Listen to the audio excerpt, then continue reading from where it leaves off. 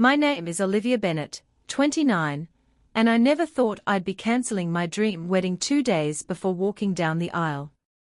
But there I was, staring at my phone, watching a video of my sister Megan and my fiancé James stumbling into a hotel room together during his bachelor party. My hands trembled as their betrayal unfolded before my eyes, frame by agonizing frame. What happened next would change my entire family forever. Hey everyone! Before I dive deeper into the most devastating moment of my life, I'd love to know where you're watching from today. This family betrayal story hit me hard, and your support means everything. If you've ever dealt with someone breaking your trust, hit that like button and subscribe to join our community, where we share real stories about overcoming life's toughest moments. Now, let's get back to how my perfect life fell apart in an instant. 6 months before that fateful video appeared on my phone, my life seemed picture perfect. I had met James Whittaker 3 years earlier at a charity gala in downtown Chicago. He was tall, successful, charming, everything I thought I wanted. As a corporate attorney, I'd built my career on reading people and spotting lies, yet somehow, I missed all the red flags with James. Maybe I was blinded by how well he fit into the life I had carefully constructed. My sister Megan had always been the wild child of the family. 2 years younger than me, she lived her life in constant rebellion against our conservative parents. While I followed the path they laid out, prestigious college, law school, career, Megan dropped out of college twice, traveled through Southeast Asia finding herself, and cycled through a series of questionable relationships. Despite our differences, we remained close. At least, that's what I believed. When James proposed on our second anniversary, with a 3-carat diamond ring on the rooftop of the Peninsula Hotel, I called Megan first. She squealed with excitement, demanding to see the ring immediately. We met for champagne that night, and she hugged me tightly, whispering, "You deserve this happiness, Liv." The memory of those words would later haunt me. Over the next 6 months, Megan threw herself into wedding planning with surprising enthusiasm. She suggested venues, helped me choose flowers, and even insisted on organizing my bachelorette party in Miami. "Let me do this for you," she said. "You've always been there for me." I was touched by her involvement, interpreting it as a sign that she was finally maturing. My parents were thrilled about James. Dad, a retired judge, appreciated James's ambition and business acumen. Mom loved his family background and the fact that he attended her alma mater. "He's solid," my father declared after meeting him, which was his highest form of praise. James charmed them completely, bringing expensive wine to dinner and asking my father for advice about investments. They never saw past his polished exterior. James's bachelor party was planned for the weekend before our wedding, a golf trip to Scottsdale with his college buddies and co-workers. I didn't think twice about it. My own bachelorette party had been the previous weekend, a sophisticated affair at a beachfront property in Miami.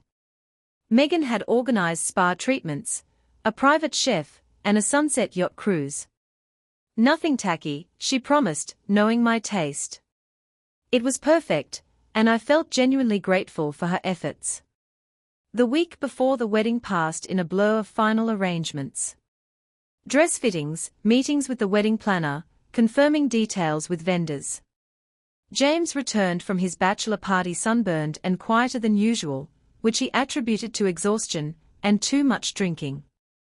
"The guys went all out," he said vaguely when I asked for details.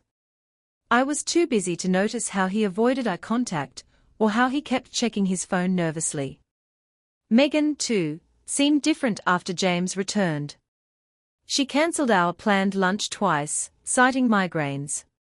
When we finally met 3 days before the wedding to pick up our mother's pearl earrings that I would wear as something borrowed, she seemed distracted and fidgety. "Just wedding stress," she said when I asked if everything was okay. "And work stuff." Megan worked as an event coordinator at a downtown hotel, a job she'd held for an unprecedented 8 months, her longest stint of employment ever. The rehearsal dinner was scheduled for Friday night at the Drake Hotel. Our wedding was set for Sunday afternoon at the Chicago Botanic Garden, with 250 guests confirmed. Everything was arranged down to the last detail. The honeymoon tickets to Bali were on my dresser. My wedding dress hung in my parents' spare bedroom, a custom Vera Wang that had cost more than my first car. I spent Thursday night at my apartment, enjoying one last night of solitude before the wedding whirlwind took over completely. James was staying at his place, supposedly following the tradition of not seeing the bride before the wedding. We had a brief, loving phone call before bed. "I can't wait to make you my wife," he said. I fell asleep smiling, completely unaware that my world was about to implode. Friday morning dawned bright and clear, a perfect June day in Chicago. I woke early, made coffee, and sat on my balcony overlooking Lake Michigan, mentally reviewing my to-do list for the day. The calm before the storm. That's when my phone pinged with a message from an unknown number. "You should see this before you say I do." And then, a video file. I almost didn't open it. Spam, I thought. Or a wrong number. But something made me click play. The timestamp showed 1:47 a.m., 5 days earlier, during James's bachelor weekend. The footage was dark and grainy at first, shot in what looked like a hotel corridor. Then James came into frame, clearly intoxicated, his arm around someone. The camera followed them to a room door, where they fumbled with the key card. As they turned to enter the room, the woman's face became clear in the hallway light. It was Megan. My coffee cup shattered on the balcony floor as the video continued. There was no mistaking what I was seeing: my sister and my fiancé stumbling drunkenly into a hotel room, kissing passionately as the door closed behind them. The timestamp matched the Saturday night of James's bachelor party in Scottsdale. The video ended there, but my mind filled in the horrifying blanks. For several minutes, I couldn't move. I sat frozen, coffee pooling around the broken ceramic at my feet, phone clutched in my trembling hand. Then, methodically, I replayed the video 3 more times, studying every detail, as if I were preparing for cross-examination. James's distinctive watch, my Christmas gift to him. Megan's silver ankle bracelet that she never took off. The hotel logo visible on the room service menu posted on the door, the Phoenician Scottsdale. My legal training kicked in. I needed more evidence before confronting them. I needed to be certain. With shaking fingers, I texted the unknown number, "Who is this?" No response came. I tried calling, but it went straight to voicemail with no personalized message. A burner phone, most likely. I began piecing together the timeline. Megan had told me she couldn't join my parents for dinner that Saturday, because she was working a major event at her hotel. I checked her Instagram and found that she had posted a photo of the Chicago skyline that evening with the caption "Saturday Night Hustle." But the geotag was disabled, and when I zoomed in, the skyline looked slightly off, like it could have been a stock photo. I called Southwest Airlines. Using James's frequent flyer number that I knew by heart and claiming to be his assistant, I asked about his recent flights. The customer service representative confirmed what I suspected: James had booked a last-minute ticket from Scottsdale to Chicago and back that weekend, departing Saturday afternoon and returning Sunday morning. His absence from the golf trip would have been barely noticed by his drunk friends. Next, I checked our joint credit card statement online. There it was, a $943 charge for a room at the Phoenician, and another charge for room service at 2:30 a.m. I felt physically sick as I imagined them ordering champagne or strawberries after their tryst. By noon, I had compiled enough evidence to convince myself beyond reasonable doubt. But I still couldn't understand why. Why would James risk our future together? Why would Megan betray me so completely? And why would someone send me this video now, 2 days before my wedding. I called in sick to work, the first time I'd done so in 3 years, and spent the afternoon in a daze. I needed to confront them, but I also needed to be strategic. The rehearsal dinner was scheduled for 7 p.m. Everyone would be there, my parents, James's family who had flown in from Boston, our closest friends. The perfect setting for maximum impact. As I showered and dressed for the evening, selecting a red dress I'd been saving for our honeymoon, I felt a strange calm descend over me. The initial shock had given way to a cold, calculated anger. I was no longer the betrayed fiancé. I was Olivia Bennett, litigation attorney, preparing to present an airtight case to the jury. I arrived at the Drake Hotel precisely on time, clutching my phone with the damning video like a weapon. The private dining room was already filled with guests sipping cocktails. My parents stood near the fireplace, my father distinguished in his navy suit, my mother elegant in champagne silk. James's parents chatted with the wedding planner by the bar. And there, in the center of the room, stood James and Meghan, their heads bent close together in what appeared to be an intense conversation. They sprang apart when they saw me. James strode forward, handsome in his tailored suit, a practiced smile on his face. "There's my beautiful bride," he announced loudly, leaning in to kiss me. I turned my face slightly so his lips brushed my cheek instead of my mouth. If he noticed my coldness, he didn't show it. Meghan approached next, wearing a green dress I'd never seen before. "Liv? You look amazing." Her voice was too bright, her smile too wide. I could see fear flickering in her eyes. She knew. They both knew that their secret wasn't safe. For the next hour, I played along. I accepted congratulations from relatives, discussed final wedding details with James's mother, and even managed to laugh at his father's jokes. All the while, I observed James and Meghan. They were careful to stay on opposite sides of the room, but their eyes met frequently in nervous glances. Just before dinner was served, James clinked his glass for attention. "I'd like to make a toast," he announced, raising his champagne flute. "To my stunning fiancée, Olivia. In 2 days, I'll be the luckiest man alive when you become my wife." Everyone owed appropriately. James continued, his voice thick with fake emotion. "And to our families, especially to Meghan, who has been such an incredible support throughout this whole process. I couldn't ask for a better sister-in-law." That was my cue. I stood up slowly, my chair scraping loudly against the hardwood floor. The room fell silent as I walked to the center of the space, directly between James and Meghan. I held up my phone. "I'd like to make an announcement," I said, my voice clear and steady. "The wedding is off."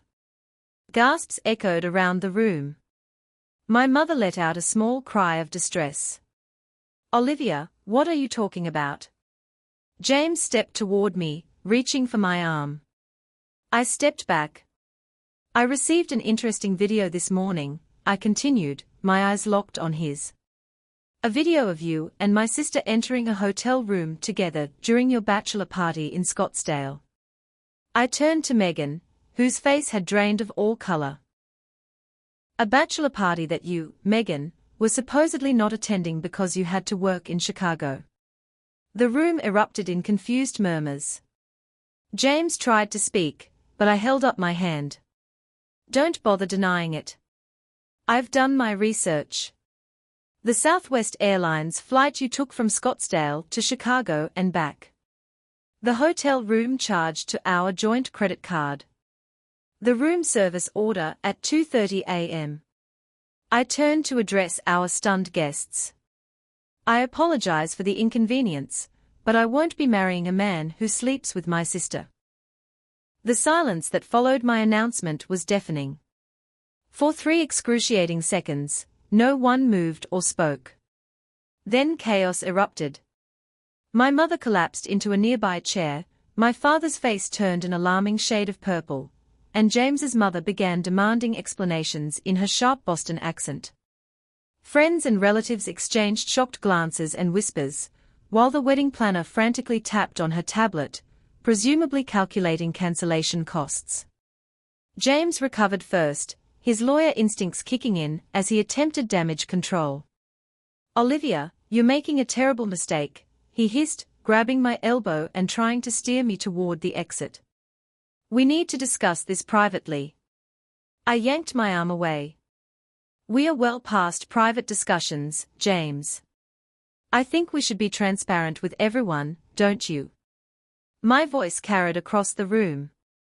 "Would you like me to play the video for everyone, or would you prefer to explain yourself?"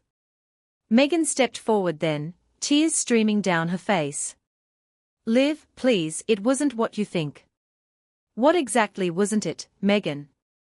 I demanded. "You weren't in Scottsdale when you claimed to be working in Chicago. You didn't enter a hotel room with my fiancé at almost 2 in the morning.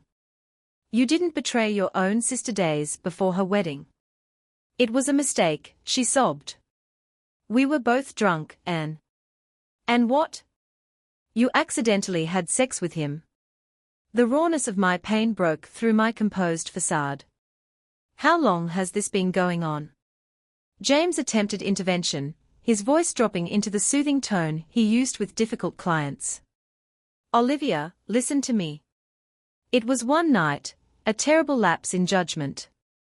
We were both intoxicated, and things got out of hand. It meant nothing." "Nothing?" I laughed bitterly. "So my sister means nothing to you? Or I mean nothing to you? Which is it, James?" My father finally found his voice. "I think everyone except family needs to leave," he announced with judicial authority. The guests began awkwardly gathering their belongings, murmuring condolences, or avoiding eye contact entirely. James's parents hesitated until my father fixed them with a cold stare. "Everyone," he repeated firmly. Within minutes, only my parents, James, Megan, and I remained in the ornate dining room. The wedding planner hovered anxiously by the door until my mother waved her away with a trembling hand. "Explain yourselves," my father demanded once we were alone. He had always been intimidating in the courtroom, and now his full prosecutorial attention was focused on James and Megan. James attempted to salvage his reputation.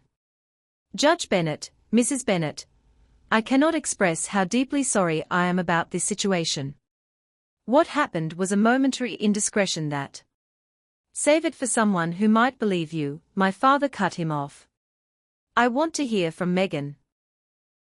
All eyes turned to my sister, who stood hugging herself, mascara streaking down her flushed cheeks. She looked smaller somehow, diminished by the weight of her actions. "It wasn't the first time," she whispered, avoiding my gaze. The room seemed to tilt around me. "What did you say?" I asked, needing to hear it again though the words were already burning through me. "It wasn't the first time," she repeated, louder now. "We've been seeing each other for about 6 months. 6 months. The exact length of our engagement." While Megan had been helping me choose centerpieces and addressing invitations, she had been sleeping with my fiancé. The betrayal was so complete, so calculated, that I felt physically ill. James stepped forward, panic clear on his face. "That's not true." "Megan, what are you doing?" "I'm done lying, James," she said, finally looking at me. "You promised you would end things with her after the engagement. You said you only proposed because you felt trapped, that it was me you really wanted to be with." My mother let out a soft moan of distress. I stood perfectly still, absorbing this new information with strange detachment, as if I were listening to someone else's tragedy. "You told me you loved me," Megan continued, her words directed at James but her eyes on me, pleading for something, understanding. "Forgiveness. You said once you had access to the family trust fund after the wedding, we could be together. That you'd divorce her within a year. The family trust fund. Of course. I had inherited a substantial trust from my maternal grandmother, accessible only upon marriage. James had always claimed to be uninterested in my money, emphasizing his own successful investment banking career. Another lie. "That's enough," my father said quietly. He turned to James, his expression glacial. "Get out. Now? Before I forget, I'm no longer on the bench." James looked desperately between my father and me. "Olivia, please. We can work through this. Don't throw away everything we've built together." "We haven't built anything real," I replied, my voice steadier than I felt. "Get out, James. The wedding is off, and so is our engagement." I twisted the diamond ring from my finger and placed it deliberately on the table between us. "I'll have my attorney contact you about the apartment and other shared assets." After James slunk away, an uncomfortable silence descended on our fractured family. My mother was quietly weeping. My father stood with his hand on her shoulder, looking older than I'd ever seen him. And Megan remained where she was, tears flowing unchecked down her face. "Why?" I asked her simply. "We're sisters." "I've always lived in your shadow," she said, her voice breaking. Perfect Olivia with her perfect life. Just once, I wanted something you had. And then it became more. You could have had anything else, I told her, the enormity of what she'd done still washing over me in painful waves. Anything but this. My father cleared his throat. "Megan, I think it's best if you leave now. We'll discuss this later." As my sister gathered her purse and phone with shaking hands, I remembered something. "Who sent me the video?" She paused at the door. "Probably Tyler," she said. "One of James's friends from college. He saw us together that night and followed us. He always had a thing for me, and when I chose James instead." She shrugged, a gesture so familiar it made my heart ache despite everything. "He warned me last week he was going to expose us if I didn't break things off with James." After she left, I sat heavily in a chair, emotionally exhausted. My parents moved to either side of me, their presence both comforting and suffocating. "What do we do now?" my mother asked tearfully. "All those guests, the vendors, the deposits." "We'll handle it," my father assured her, though he sounded far from certain. I looked up at them, suddenly clear-headed. "First, we cancel everything. Then, I need some time away from here. Away from all of this." The next 48 hours, what should have been the final countdown to my wedding day, became instead a surreal exercise in dismantling dreams. My mother took charge of notifying guests, her social grace coming to the fore even in crisis. My father contacted vendors, negotiating cancellation terms with the same precision he'd once used in legal settlements. And I sat at my parents' dining room table, mechanically addressing envelopes for the wedding cancelled announcements the stationer had rushed to print. The story spread through our social circle with predictable speed. By Saturday evening, my phone was overwhelmed with messages, sympathetic friends, curious acquaintances, and even a few journalists who had somehow caught wind of the scandal involving the daughter of Judge Bennett. I turned it off after the 20th call. "You'll need to make a statement eventually," my father advised as we picked at the takeout dinner none of us had the appetite to eat. "Control the narrative before rumors take over." "Your father's right," my mother added, her eyes red-rimmed but her voice steady. "People are already talking. Janet Reynolds called me today asking if it was true that Megan is pregnant with James's child." I dropped my fork with a clatter. "Is she?" "Of course not," my mother said quickly. "At least, I don't think." "Oh God." She pressed her napkin to her lips. "I don't care what people say," I insisted. "I just want to disappear for a while." That night, lying in my childhood bedroom surrounded by debate trophies and law school textbooks I'd never bothered to move, I made a decision. I couldn't stay in Chicago, where every street corner, and restaurant held memories of my relationship with James, where I'd inevitably run into mutual friends and face pitying glances. I needed distance and perspective. By morning, I had a plan. I owned a small cabin on Lake Michigan, about 3 hours north of the city, inherited from the same grandmother who'd left me the trust fund. I'd visited rarely in recent years, always too busy with work and wedding planning. Now, it seemed like the perfect refuge. Sunday dawned bright and clear, my would-be wedding day. As I packed a suitcase with casual clothes and necessities, my mother hovered in the doorway of my room. "You don't have to run away, Olivia," she said softly. "Your father and I can help you through this." "I'm not running away," I countered, though we both knew that wasn't entirely true. "I just need space to think. To figure out who I am without James, without the life I thought I was going to have." "And what about Megan?" she asked, the question I'd been dreading. "She's called the house 12 times since Friday night." I zipped my suitcase with more force than necessary. "I'm not ready to talk to her yet. I don't know if I'll ever be." My mother sighed, looking suddenly much older than her 62 years. "She's still your sister, Olivia. Family is family." "Family doesn't betray family," I replied sharply. "She made her choice. Now I'm making mine." Before leaving Chicago, I stopped at my apartment to collect more belongings and check my neglected mail. A thick cream envelope caught my eye, our wedding invitation, returned as undeliverable to one of James's cousins in Seattle. The elegant calligraphy of my name alongside his made my stomach turn. I tore it into tiny pieces and let them fall into the trash. The drive north along Lake Michigan was therapeutic, the familiar skyline of Chicago receding in my rearview mirror as I headed toward uncertainty. I thought of all the cases I'd won, all the adversaries I'd outmaneuvered in court, and felt a bitter irony that I'd been so thoroughly deceived in my personal life.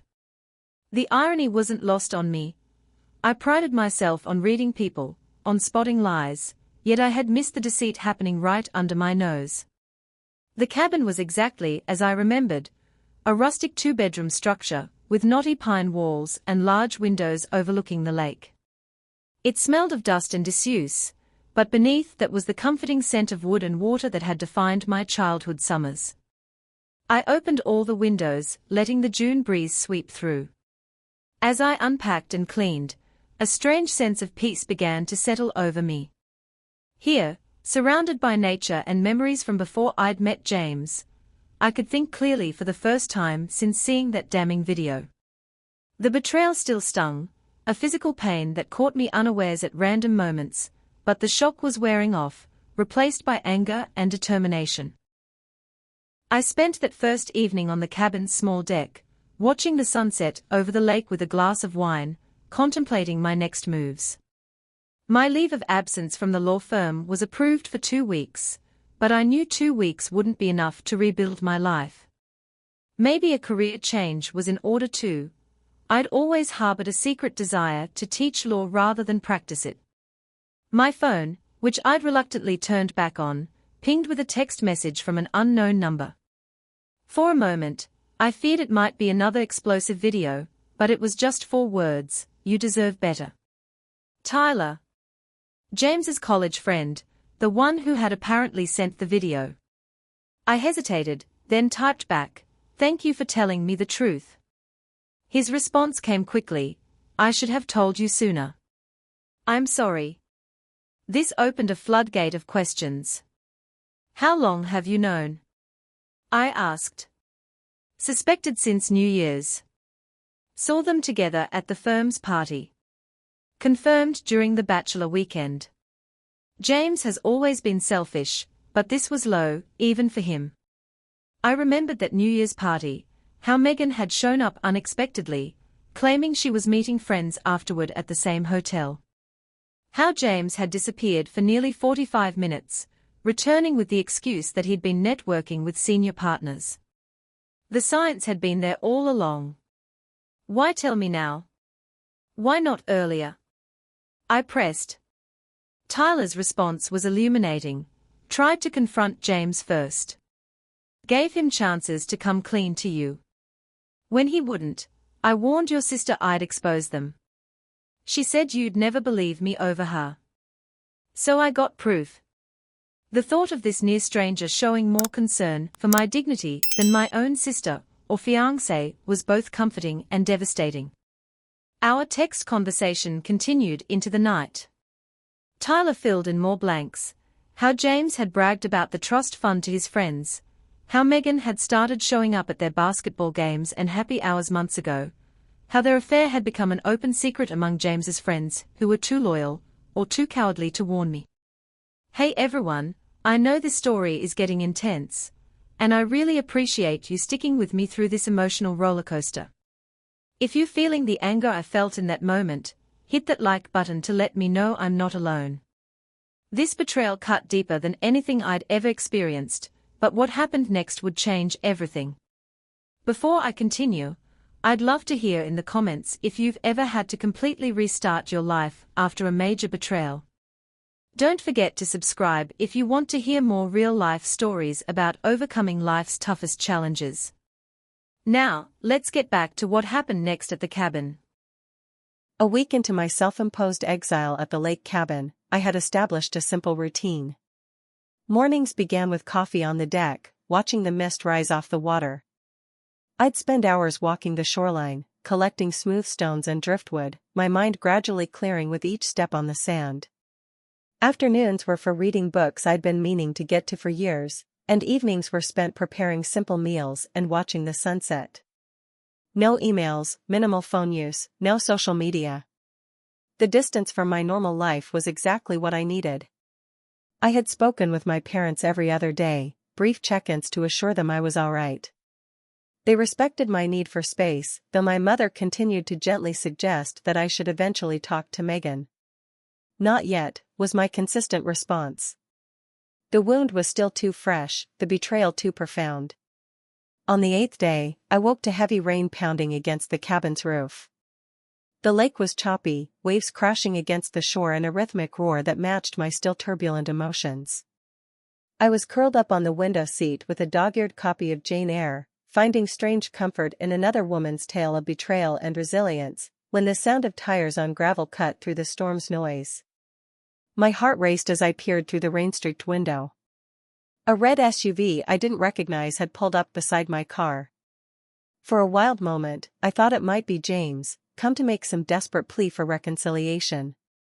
I grabbed my phone, ready to call the local police if necessary. But the figure that emerged from the car, struggling with an umbrella in the wind, wasn't James.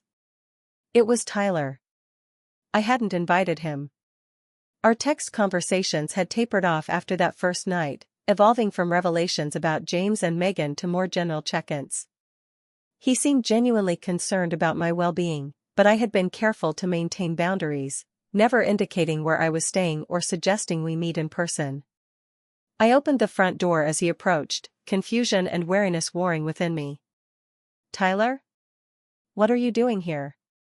He looked different than I remembered from the few times we'd met at James's work functions, less polished, more authentic somehow. His dark hair was damp despite the umbrella, and he wore jeans and a faded University of Michigan sweatshirt instead of the usual investment banker uniform of tailored suits. "I'm sorry for just showing up," he said, remaining on the porch steps, rainwater dripping from his umbrella. "Your mother gave me the address. I can leave if you want." "My mother gave you my address?" I repeated, bewildered. "Why would she do that?" He shifted uncomfortably. "I went to your parents' house yesterday. I had some information I thought you should have, and when you weren't answering your phone." He trailed off, seeming to realize how invasive his actions might appear. This was a mistake. I should go. As he turned to leave, curiosity overrode my initial alarm. "Wait," I called over the rain. "What information?" Tyler hesitated, then reached into his jacket and pulled out a manila envelope, protected from the rain. "This," he said, holding it out to me. "James has been trying to access your trust fund." I stared at him for a long moment, then stepped back from the doorway. You'd better come in. Inside, Tyler stood awkwardly in the cabin's small living area, dripping onto the weathered wooden floor. I handed him a towel and gestured toward the stone fireplace where a small fire crackled. You can warm up there. Nice place, he commented, looking around at the rustic interior. It was my grandmother's, I said, my attention focused on the envelope in his hands. How do you know about James trying to access my trust? Tyler dried his hair with the towel, his expression grim. I work in the same department as him, remember? Yesterday, he was meeting with the bank's trust division. I overheard him claiming to have power of attorney for you. My blood ran cold. That's impossible. I never gave him power of attorney. But even as I said it, a horrible suspicion began to form. May I? Tyler asked, indicating the envelope. When I nodded, he opened it and spread several documents on the coffee table. These are copies of what he submitted to the bank. A power of attorney document with your signature, dated 3 months ago. I leaned forward to examine the papers, my legal training kicking in as I scrutinized the signature. It looked convincingly like mine, but I had never signed such a document. This is forged, I stated flatly. I thought so, Tyler nodded. But it's good enough to fool the bank, especially with James being an employee. He told them you were experiencing a mental health crisis after canceling the wedding and that you had authorized him to manage your financial affairs during your recovery. Anger surged through me, hot and clarifying. Did the bank accept this? They're processing it. Standard procedure takes a few days, especially for large trusts. That's why I came immediately, you have until Monday to contest it. I paced the small room, legal strategies already forming in my mind. I'll need to contact the bank directly, file a fraud report, get a handwriting expert. I stopped suddenly, turning to look at Tyler. Why are you doing this? Helping me? He seemed taken aback by the question. Because it's the right thing to do. But James is your friend. Tyler's expression hardened. James hasn't been my friend since college. We worked together, that's all. What he and your sister did to you was unconscionable. I studied him, searching for hidden motives and finding none. You took a risk copying these documents. You could lose your job. He shrugged. Some things matter more than a job. Integrity. Doing what's right. The simple honesty in his words resonated with me. In my world of legal maneuvering and careful calculation, such straightforward ethics were refreshing. I made a decision. You drove 3 hours in a storm to bring me these papers, I said. The least I can do is offer you dinner. The roads will be dangerous if this rain keeps up. Tyler hesitated. I don't want to impose. You're not, I assured him, surprising myself with how much I meant it. After a week of solitude, I found I welcomed the company, especially someone who had proven himself trustworthy when so many others had not. Besides, we need to strategize about how to handle James. As I moved to the kitchen to assess my limited dinner options, I felt a shift inside me, the first stirrings of something beyond anger and betrayal. It wasn't exactly hope, not yet, but perhaps the beginning of a path forward. With Tyler's unexpected appearance and the new threat from James, I was forced to emerge from my cocoon of grief and face reality again. And strangely, I felt ready. The storm intensified through the evening, wind howling around the cabin's eaves as Tyler and I developed our plan over a simple meal of pasta and wine. The rural internet connection strained under our research efforts, but by midnight, we had outlined a comprehensive strategy to thwart James's attempt to access my trust fund. First thing Monday morning, we contact the bank's fraud department, I said, tapping my pen against my legal pad where I'd sketched out our timeline. I'll need to appear in person to verify my identity and contest the power of attorney. Tyler nodded, adding notes to his laptop. I can provide a statement about overhearing James's conversation. And we should file a police report for the forgery. Definitely. I took a sip of wine, my attorney mind fully engaged for the first time since discovering the betrayal. We'll need to move quickly. Once we secure the trust fund, I want to go after him professionally.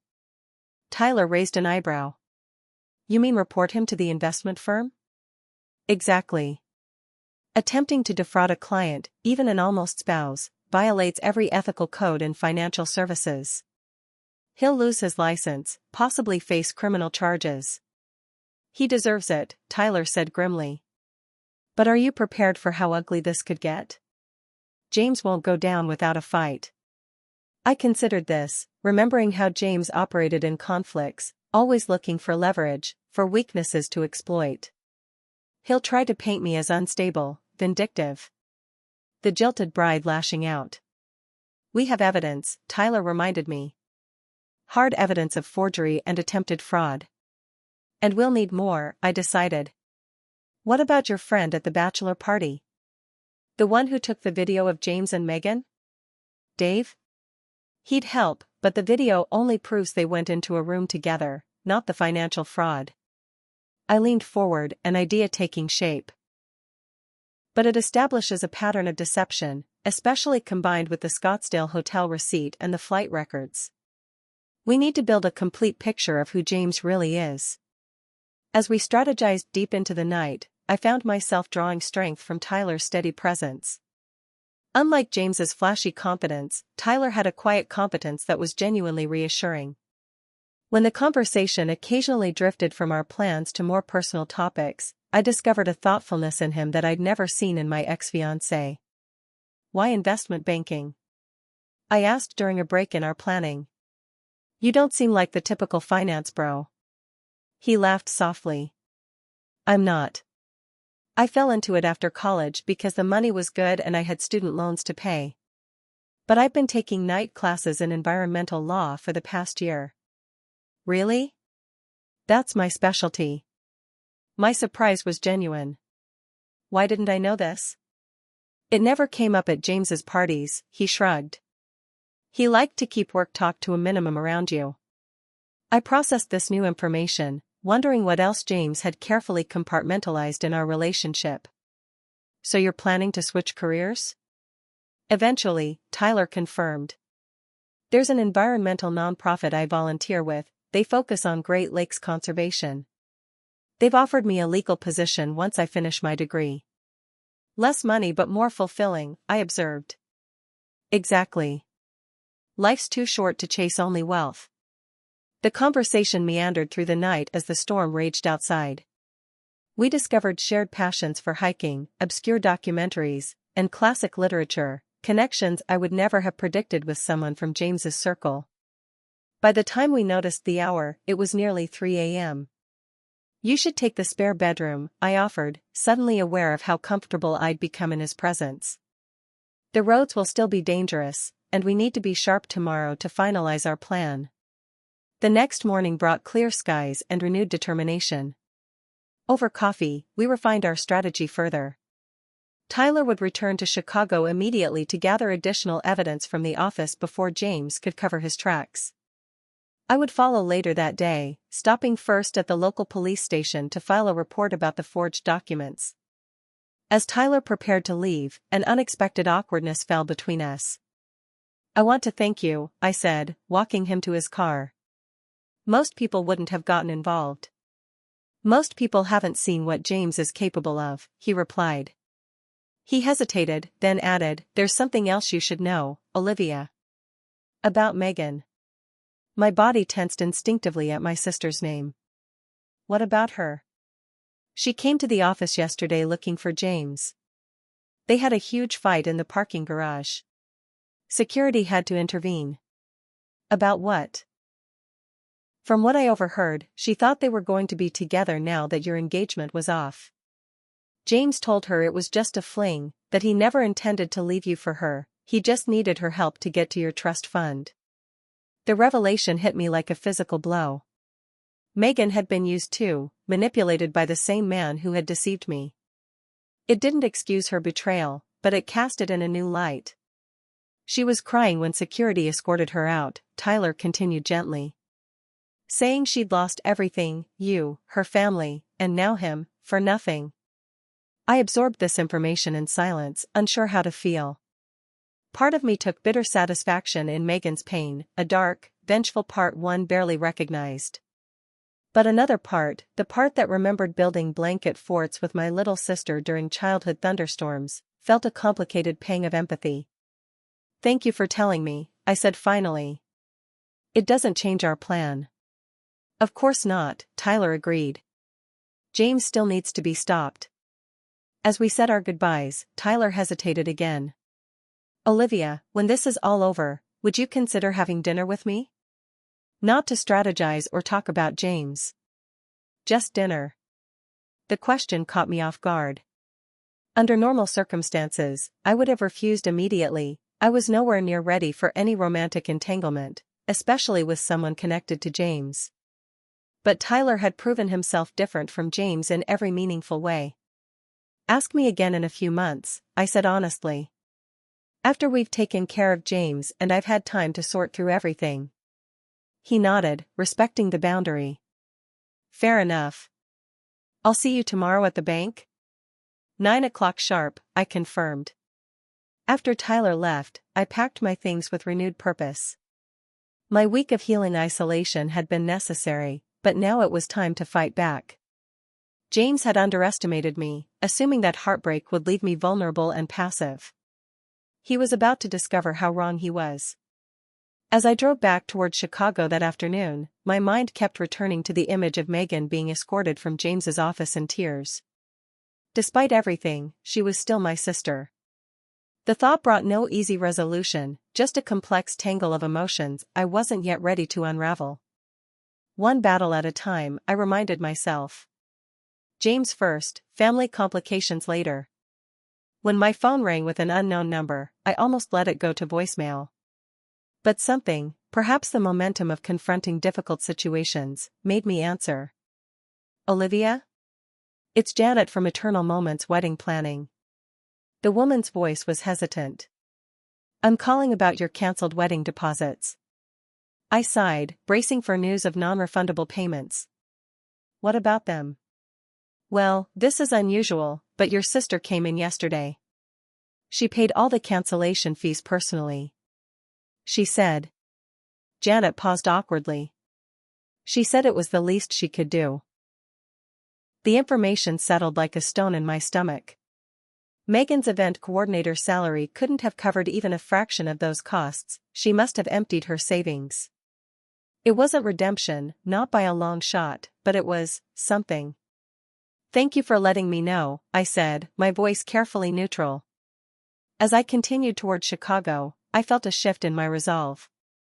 James wasn't just going to be stopped, he was going to face the full consequences of his actions. Not just for me, but for Megan too. He had played us both, calculating that our family bond would be weaker than his manipulation. He was about to learn how wrong he was.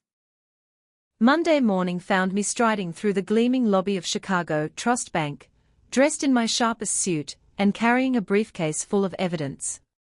Tyler waited by the security desk, looking professional and determined in a navy suit that reminded me he could blend into the corporate world when necessary. "Ready?" he asked as I approached.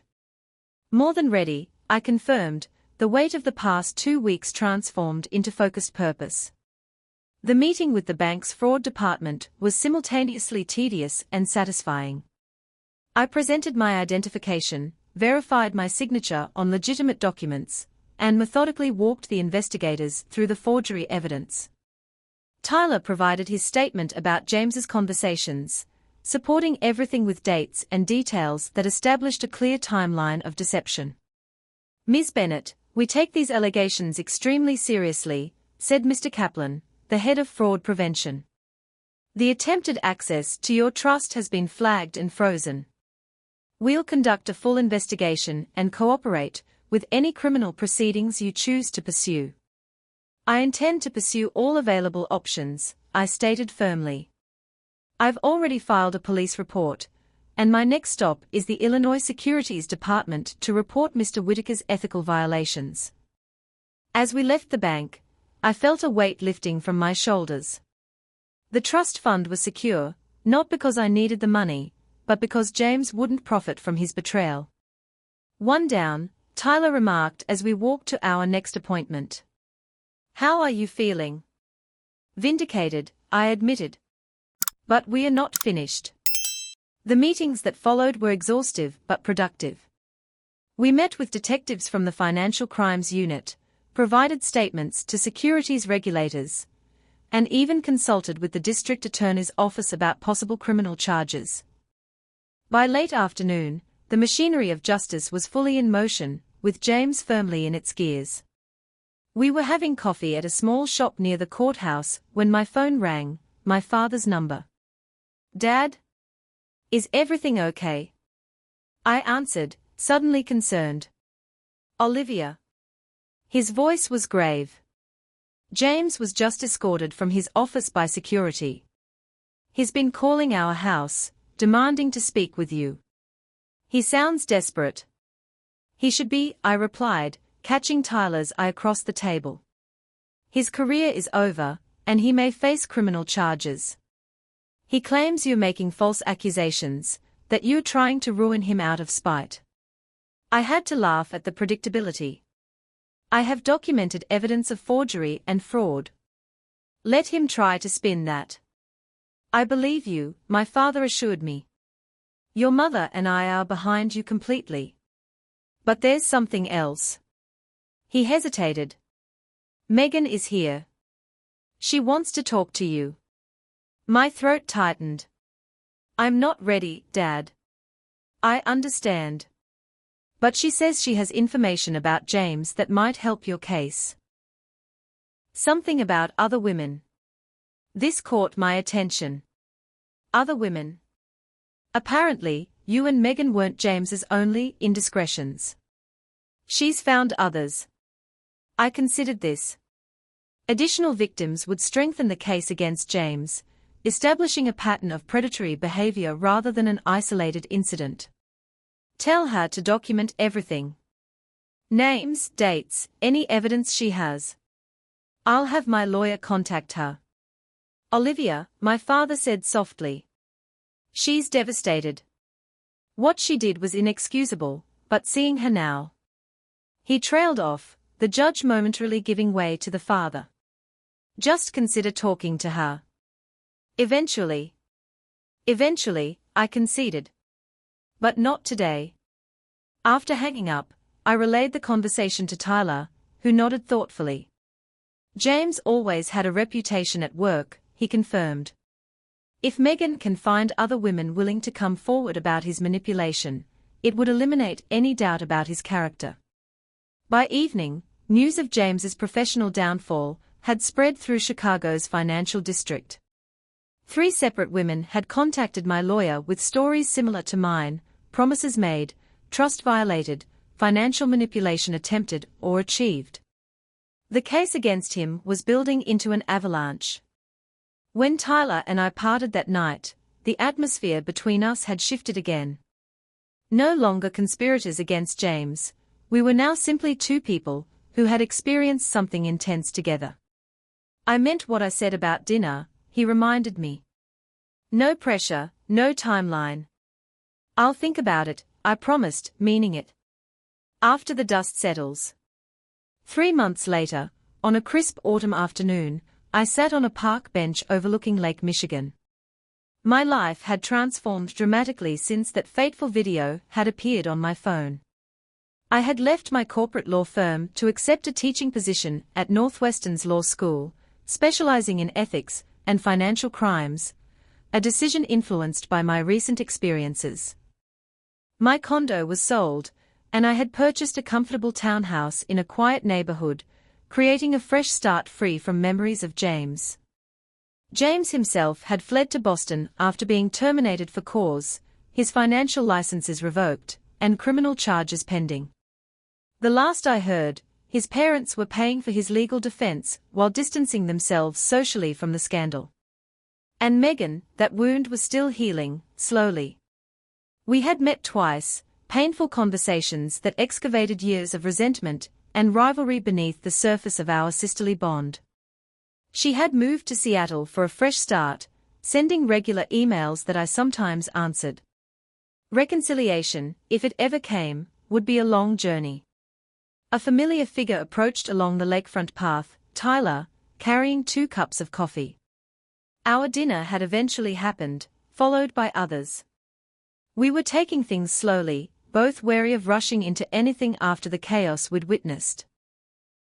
But there was something solid and honest between us, a foundation unlike anything I'd had with James. "Penny for your thoughts," he asked, settling beside me and handing me a steaming cup. I smiled, watching sailboats drift across the blue horizon. I was thinking about choices. How one moment can change everything. "Regrets?" he inquired carefully. "Surprisingly few," I admitted. "If I hadn't seen that video, I would be married to a man who never truly loved me, who was plotting to take my inheritance. My sister and I would still have an illusory relationship built on secrets and resentment. I would never have known the truth. And you might never have started teaching," Tyler added. "Your students adore you, you know." The truth hurts, but living a lie is worse, I reflected. When I was first planning my revenge against James, I was focused on making him pay. But the best revenge turned out to be reclaiming my life, building something better than what I lost. Tyler's hand found mine on the bench between us. "For what it's worth, I think you've done exactly that." As we sat together watching the lake, I felt a sense of peace that had seemed impossible in those first dark days after the betrayal. My sister had slept with my fiancé at his bachelor party. I had discovered the video evidence and it had shattered the life I thought I wanted, only to reveal the life I truly needed. Thank you all so much for staying with me until the end of this journey. I know this story touched on some deep emotions about trust, betrayal, and family loyalty. If you've experienced something similar, or learned valuable life lessons from relationship betrayals, I'd love to hear about them in the comments below. What would you have done in my situation? Would you have forgiven your sister, or taken a different path? Please hit that like button if this resonated with you, and subscribe to my channel for more real stories about overcoming life's challenges. Don't forget to share this video with someone who might need to hear that there's always a way forward after betrayal. I'm so grateful for this supportive community. You've helped me heal more than you know. Until next time, remember that sometimes what feels like an ending is really just the beginning of something better.